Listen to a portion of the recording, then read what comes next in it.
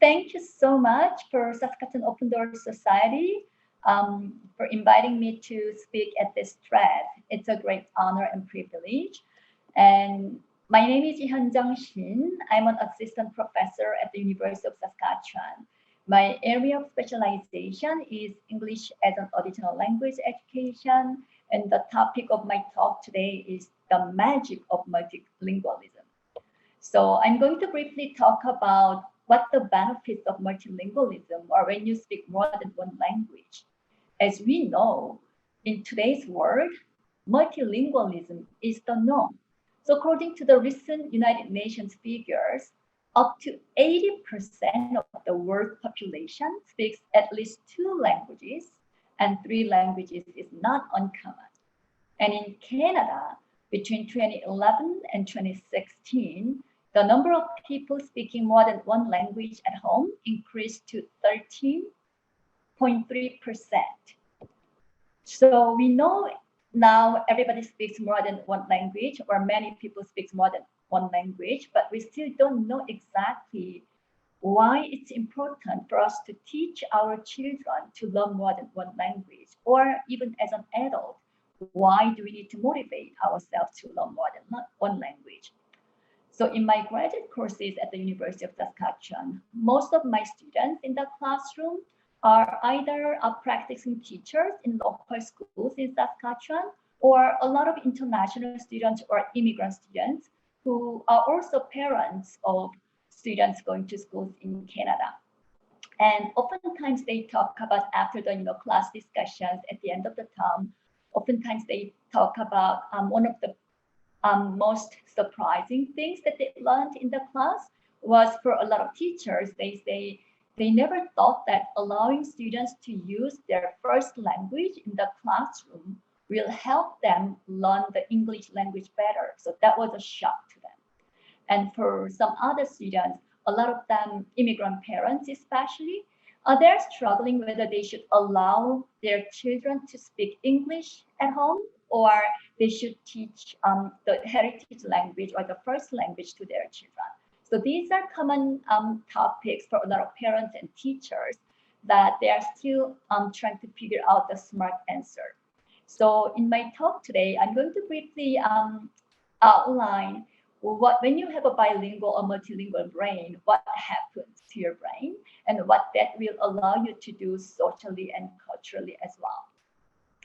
So a lot of studies in cognitive psychology and neuroscience demonstrates that there's something magical that bilingualism or multilingualism does to your brain. So when you speak more than one language, and the constant work that you need to do, so when you speak more than one language, bilingualism or multilingualism actually does an amazing thing to your brain. So it enhances your brain activities. So when you try to multilinguals or bilinguals constantly, think about what vocabulary to choose, and that constant switch between different languages, and that engagement in cognitive activity enhances other brain activities such as better focus, multitasking, and memory. It also develops greater density in some areas in your brain. So you will have more white matters in the brain. And it also lowers the risk for Alzheimer's and dementia for adults. When you get older, if you speak more than one language, you may develop Alzheimer's maybe like by more than 5 years later than average people, or more than 4 years than average people for dementia. And some research also shows that your multilingualism protects your brain from injury and assists in quicker recovery from strokes. So there was a research conducted in India, and they studied like 600 people who were recovering from stroke. And those who speak more than one languages actually showed much quicker progress in their recovery from stroke. So that's amazing. And for students in schools, it also develops more cognitive and cultural pathways for especially younger students. So if the students speak more than one language, they can acquire stronger analytical and critical thinking skills at an earlier age. And that will also help them to develop better writing and speaking skills. And also, they can develop more flexible problem-solving abilities, which strengthen their math and science skills as well, not just language skills, but other subject areas as well. And because they speak more than one languages and oftentimes interact with people from more than one cultural background, bilingualism or multilingualism can foster cross-cultural interaction and promote a more open-minded and global worldview for students. And it also develops more enhanced social and cultural skills in the global world.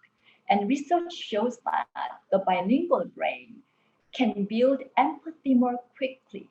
And that's such an important skill in today's world, especially because you are more socially sensitive. And then you can build a greater social relations and creativity. And that can often help you to have a more professional success because in today's world, if you look at the job market, for example, many jobs in today's world require that you have access to more than one linguistic or culture, group's knowledge. So that will also help you for professional success as well. And these enhanced social and cultural skills of bilinguals and multilinguals will help are because they can adapt their attitudes, behaviors, and values to other cultures better than monolinguals probably, and they can combine and blend aspects of the cultures involved. And because you grew up with natural exposure to more than one language and culture, you develop more tolerance of differences in terms of language and culture. And then also you are more open to diversity in general. And if you can think of how much emphasis is placed on the importance of equity, diversity, and inclusion in many aspects of social world in today's world, these are really, really important skills for your children and also for yourself. And because of these skills, the bilinguals and multilinguals tend to be more open to share and accept new ideas as well. So you are more adventurous, and that's also very important to be successful in today's global world. So in a short term, bilinguals or multilinguals, they have like 2 or more windows open to the world to enrich their life.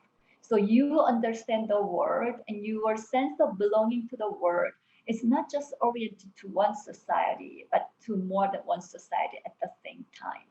And that's a great benefit for you, for your children, for their academic success, and also for you, for your own professional success in today's world.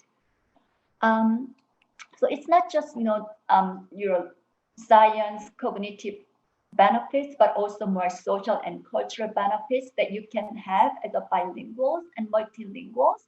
So then why do we not help our children to become bilinguals or multilinguals? Or why do we not teach ourselves to learn more than one languages, even as an adult? Maybe you will develop Alzheimer later if you learn a new language now. But despite all these great benefits of multilingualism, we still have some constraints in real world.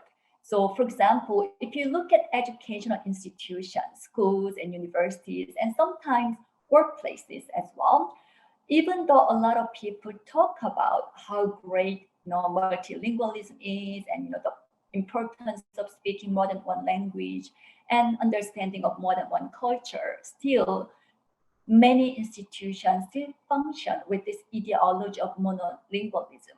In other words, we still have a lot of education programs where they say English only. And a lot of teachers still believe that when you teach your students only through English, not allowing them to use their first language in classroom, that's the best way to help them to learn the English language. So all these well-meaning teachers sometimes can do a great disservice to their students when they are not equipped with professional knowledge and pedagogical training to turn that knowledge into relevant pedagogical practice for their students. If you are a parent, even parents who are speaking more than one language, sometimes they're not convinced that raising their children as bilinguals or monolinguals is the best way to, help them to be a successful citizen in the 21st century. Because sometimes these immigrant parents, they themselves experience the marginalization because they didn't speak English good enough according to some mainstream society standard. So they don't want their children to go through the same struggle. So they sometimes believe that it's best just, for my child to speak English only. And they even do that at home as well. But also at the same time, there are some identity issues when you do that, especially when parents' English is not as fluent as that of children. When they grew up, especially after teenage, or puberty, they are not able to engage with their parents at a deeper level for some things they want to discuss with them. So sometimes I hear there are some, conflict between parents and children because of the language. So we need to really educate ourselves about scientific evidence from research in terms of the benefits of multilingualism and the amazing door it can open for your children and for yourselves when you speak more than one language. And for a lot of teachers, if you don't speak more than one language yourself and you haven't learned about the importance of bilingualism and multilingualism for your student success, recognizing and valuing students' multilingual competence is essential for better learning and recognizing their identities. And multilingual teachers or teachers who speak more than one language themselves tend to have a keen awareness of their own multilingual strategies, but also it doesn't mean that they always know how to transform their own knowledge into effective pedagogical practices. So we need to have more education for teachers and also school administrators if we want to have a shift to multilingual pedagogy in schools or in universities and in language programs for adults as well. So we need to really have a systematic approach with pedagogical support for instructors and policymakers, for parents and students to help more people to benefit from the advantage of speaking more than one language. And Canada is the right country to do this because it's an already officially bilingual country and many people have a higher level of comfort for culture and linguistic diversity. So this can be a really, really rich resource for the country as well. One thing we need to be careful when we try to introduce the idea of multilingualism and bilingualism in schools, universities, and language programs, for example, is that it's not only about different languages, but also within the different varieties of English, we sometimes hold this idea of standard English, so-called. So different varieties of English people speak or different accents people have when they speak English are not always recognized as legitimate English. So that may be a hurdle for some English language speakers or bilingual, multilingual speakers to go through when they try to find success in Canadian context. So we need to actually work on that idea as well.